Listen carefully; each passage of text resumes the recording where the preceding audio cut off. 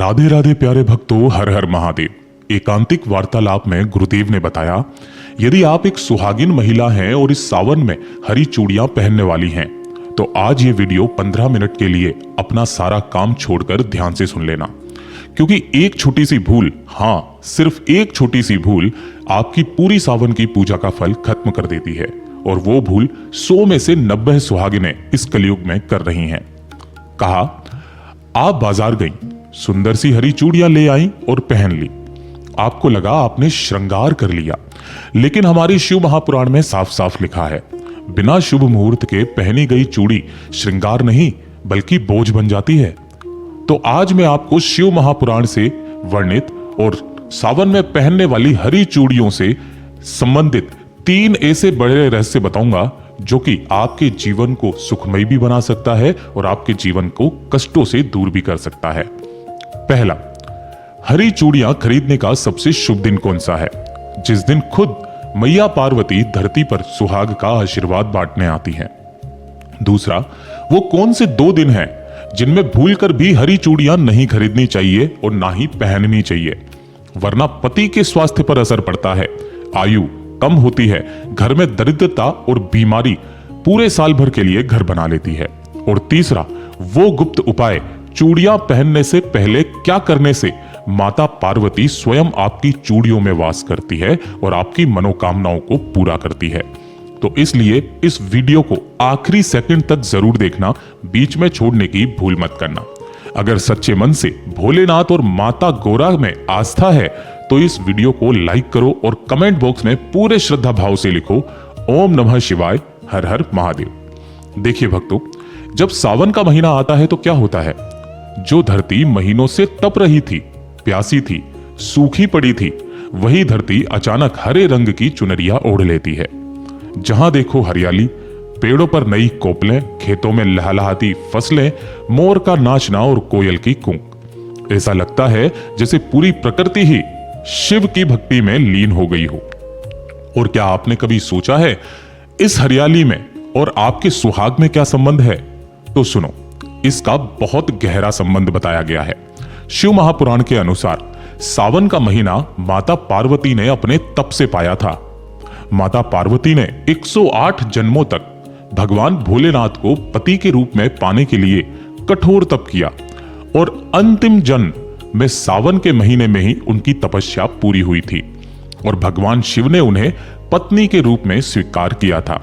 इसलिए सावन का सिर्फ एक महीना नहीं है, यह माता पार्वती के अखंड तप, अखंड प्रेम और अखंड सुहाग का प्रतीक है। और हरा रंग है बुध का प्रतीक, जो बुद्धि, समृद्धि और सुख का कारक है। हरा रंग है माता पार्वती के श्रृंगार का सबसे प्रिय रंग। और हरा रंग है उस हरियाली का प्रतीक जो कहती है, चाहे जीवन में कितना भी सूखा क्यों ना आ जाए, ईश्वर की कृपा से फिर से हरियाली आ सकती है।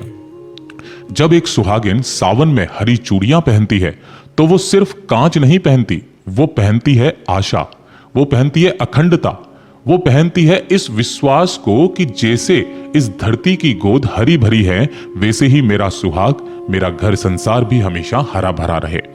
इसलिए कहा जाता है, सावन में हरी चूड़ियां पहनने से वैवाहिक जीवन में कभी दरार नहीं आती। लेकिन यहीं पर सबसे बड़ी गड़बड़ हो जाती है। आजकल सावन शुरू होने से 15 दिन पहले ही बाजार सज जाते हैं, लाउड स्पीकर गाने बजते हैं, हरी चूड़ियां ले लो, हरी चूड़ियां ले लो, और सभी माताएं बहनें भीड़ बढ़ने से पहले ही उन्हें लेकर के आ जाते हैं। या फिर जिस दिन छुट्टी मिली, जिस दिन पति बाजार ले गए, जिस दिन सस्ती दिखी, उसी दिन ले आए। क्या आप भी ऐसा करती हैं? अगर करती हैं तो कमेंट बॉक्स में हाँ जरूर लिखिएगा। देखिए बहनों, भावना आपकी बिल्कुल सही है, लेकिन विधि अधूरी है। और हमारे शास्त्र कहते हैं, भाव से भक्ति मिलती है और विधि से मुक्ति मिलती है। जब दोनों मिल जाएं तो चमत्कार होता है। तो अब सबसे बड़ा सवाल, हरी चूड़ियां खरीदने का सबसे शुभ दिन कौन सा है? तो ध्यान से सुनिएगा, नोट कर लीजिएगा। लेकिन उससे पहले आप सभी को एक कहानी सुनाता हूं।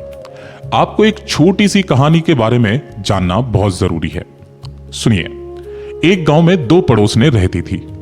दोनों हर साल बड़े नियम से सावन के व्रत रखती थी।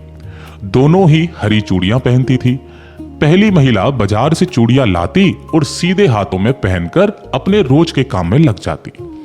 दूसरी महिला भी बाजार से वही चूड़ियां लाती थी, लेकिन उसमें एक छोटा सा फर्क था।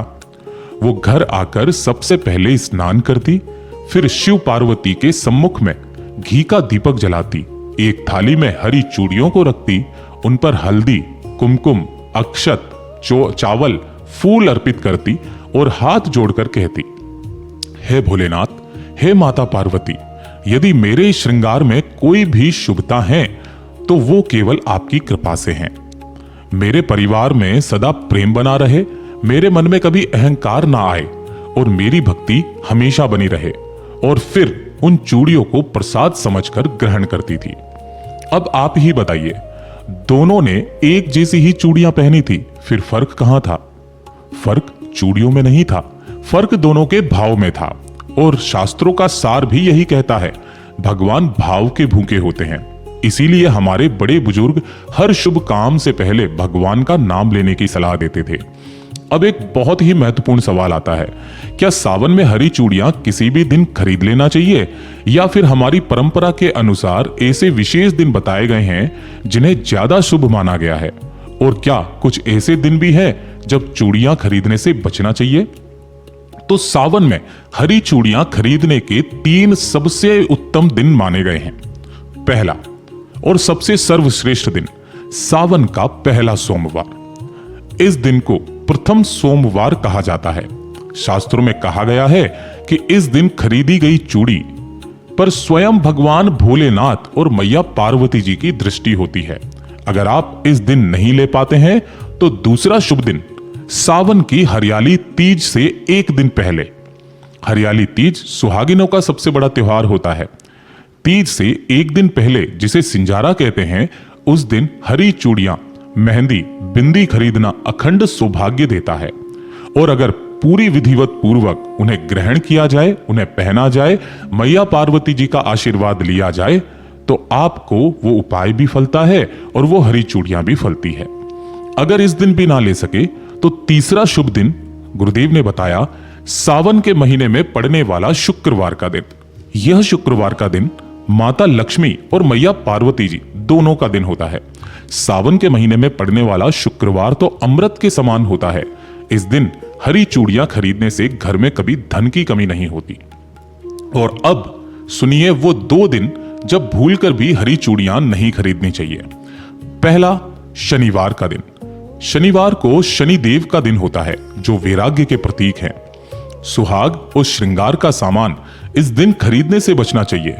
कई पंडित जी कहते हैं कि शनिवार को लाई गई चूड़ियां अक्सर टूट जाती है या मन में अशांति लाती है।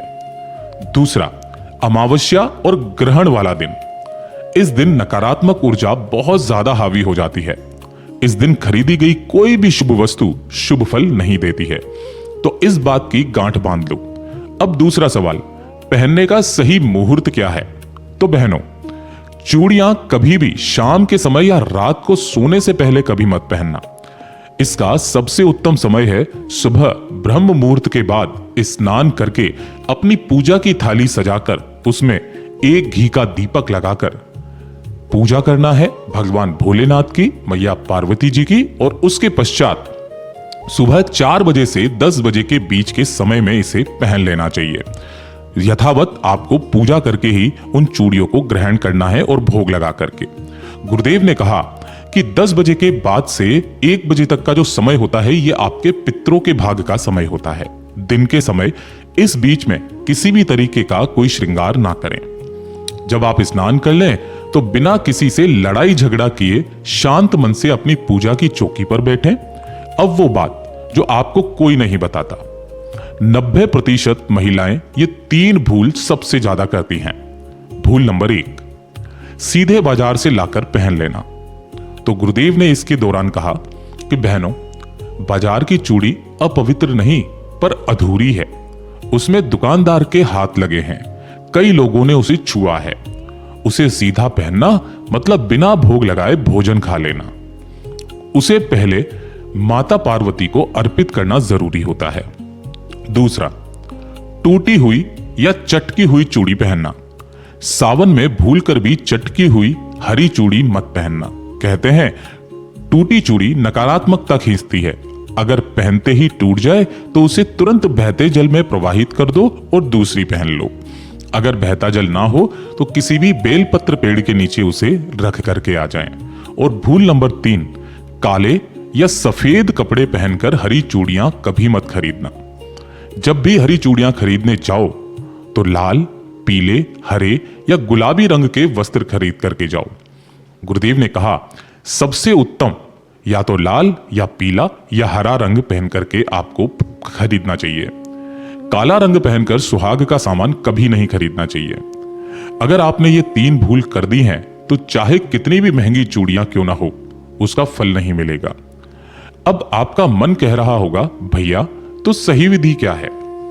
वही मैं अब आपको बताने जा रहा हूं।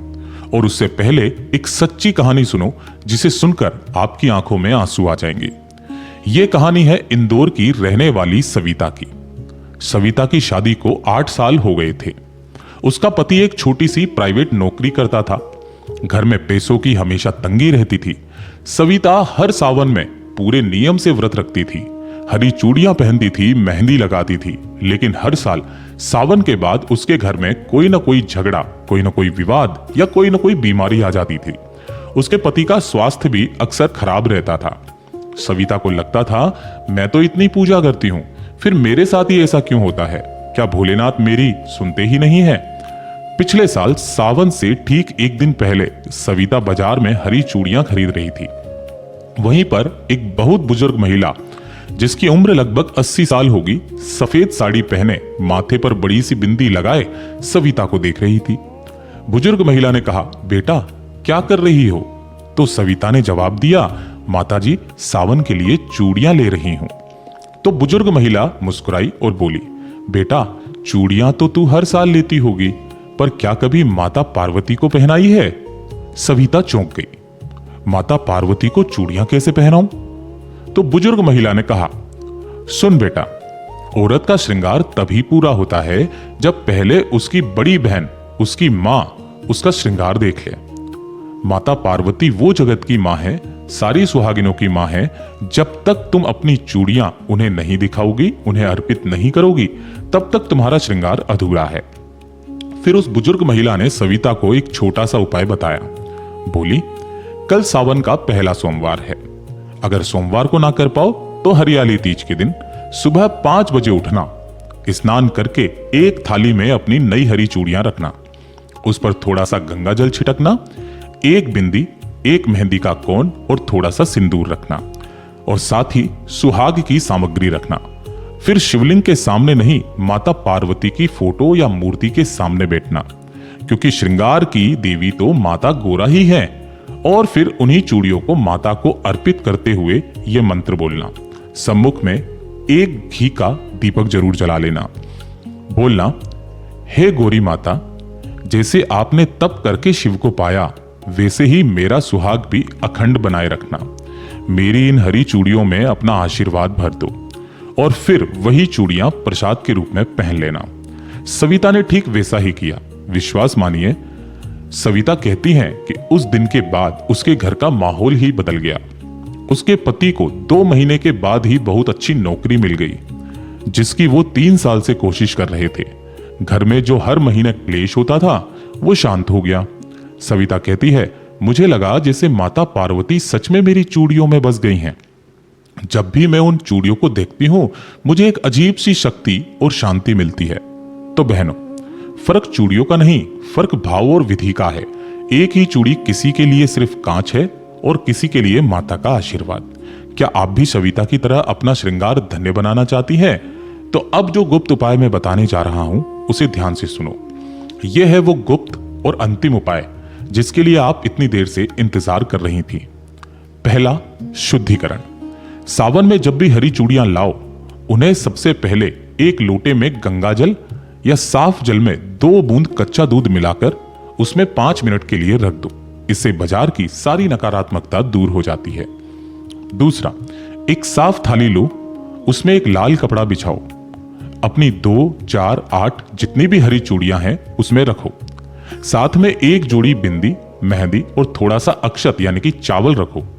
अब माता पार्वती के सामने घी का दीपक जलाओ। तीसरा, अब हाथ जोड़कर अपनी आंखें बंद करके ये छोटी सी प्रार्थना करो। ये मंत्र नहीं, यह आपके दिल की बात है। हे मां पार्वती, हे मैया गौरी, मैं आपकी बेटी अपनी पति की लंबी उम्र, अपने बच्चों के सुख और अपने घर की शांति के लिए ये श्रृंगार धारण कर रही हूं। आप इसे स्वीकार करो।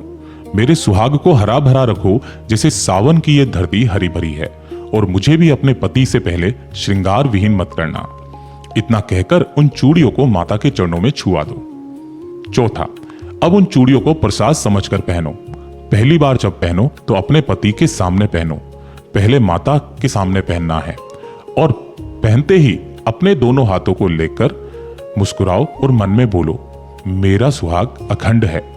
बहनों, यकीन मानो, जब आप इस भाव से चूड़ियां पहनोगी तो उन चूड़ियों की खनक सिर्फ आवाज नहीं करेगी, वो आपके घर में खुशियों की घंटी बजाएगी। और एक आखिरी बात, सावन में हरी चूड़ियां पहनने का मतलब सिर्फ पति की लंबी उम्र नहीं होता।